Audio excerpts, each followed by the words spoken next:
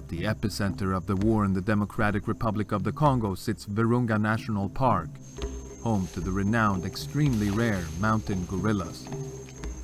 Over the years, armed groups have fought over Virunga's natural riches, with the gorillas stuck in the firing line. The massacre in 2007 of 5 mountain gorillas from a single family caused an international outcry.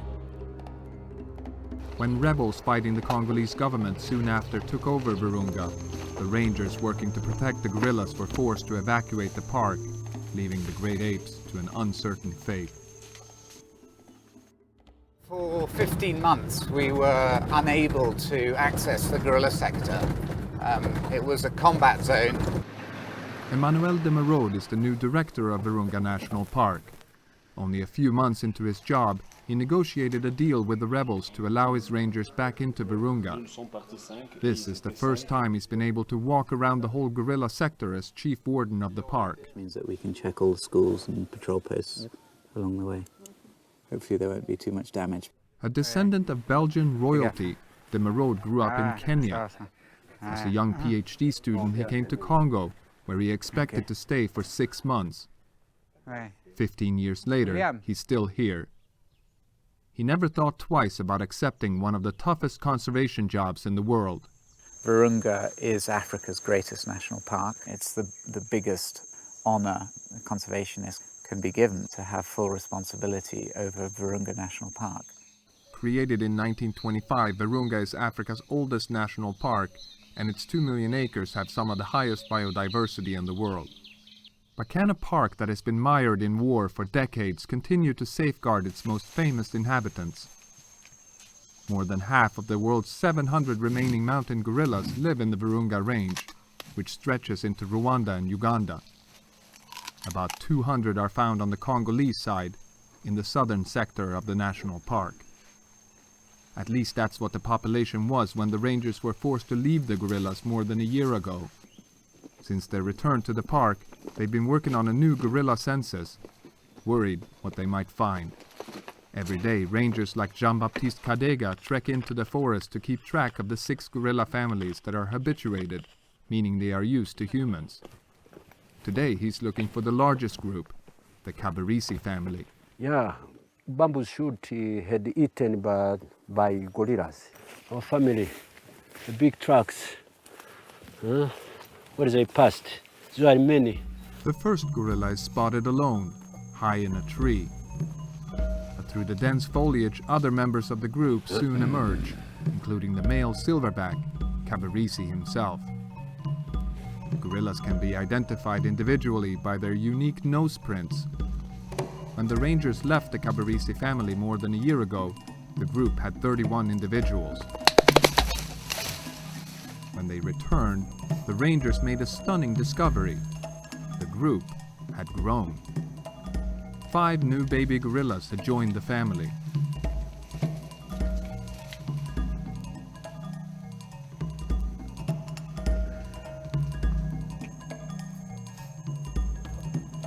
On the way down the mountain, the rangers amazingly run into another gorilla group.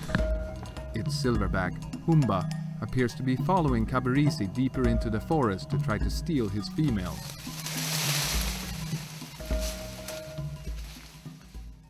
Since their return to the park, the rangers have removed more than 500 snares from the forest floor. Laid by poachers, the snares are meant to catch small antelopes, but they can also injure or even kill gorillas. But the biggest threat to the park is an everyday commodity used by millions of people in the region for cooking and heating: charcoal. Much of the enormous volumes of charcoal used is made illegally, from trees cut down inside Virunga. In the park's southern sector, the deforestation threatens to wipe out prime gorilla habitat. The trade is run by powerful figures in business and government, as the rangers soon found out when they began cracking down on the charcoal makers. It all came to a head when the rangers put on a serious effort to stem the charcoal trade. Rangers were being arrested and tortured. Those that were in opposition to the efforts to protect the park began attacking the park itself, and that's when we had the Rwanda massacre, which we believe is related to the charcoal trade. The man suspected of orchestrating the 2007 massacre was not only a kingpin in the charcoal mafia, but also the chief warden of Virunga National Park. He was arrested last year for the killings. The rangers appear to have turned a corner in their fight against the illegal charcoal trade. But their work is still fraught with danger. At least 120 rangers have been killed in Virunga in the last decade. Only a few days into the new year, Safari Kakule became the latest victim. The 33-year-old Virunga ranger and father of 3 was shot to death by a militia group that attacked his ranger outpost in the northern part of the park. The rangers rarely receive their official government salaries, and when they do, it's generally under $10 a month. Some of the rangers are still stuck in refugee camps. Fighting between the rebels and the Congolese government forces late last year displaced more than 250,000 people in the region. But since the rebels took over Virunga in August 2007, there have been no reports of guerrillas killed.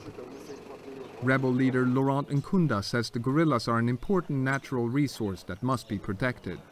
You cannot find this kind of gorillas in the world. So I always tell even my brothers in this area that you don't have any fuel, you don't have any petrol. Your petrol is the park, the national park. Your gorillas is your fuel. You have to protect them. Because I know many countries which developed from tourism. In neighboring Rwanda, gorilla tourism is flourishing, bringing in more than $30 million in annual revenue.